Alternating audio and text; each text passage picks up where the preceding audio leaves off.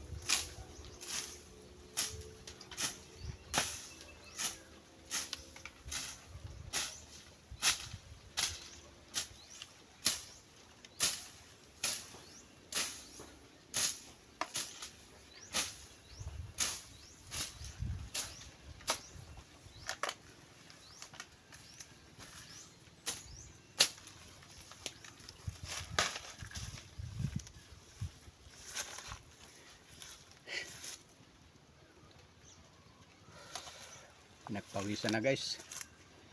Maganda ito kasi maaga pa.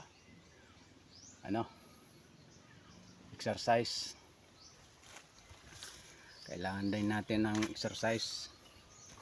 Hindi pwede na palagi tayong upo. Doble.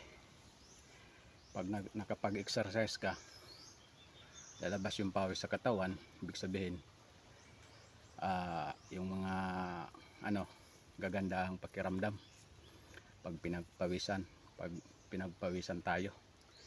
Pag palagi tayong nakaupo, pag walang exercise, konting may mararamdaman.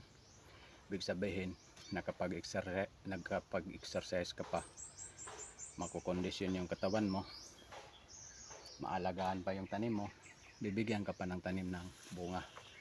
Paki follow naman guys, like,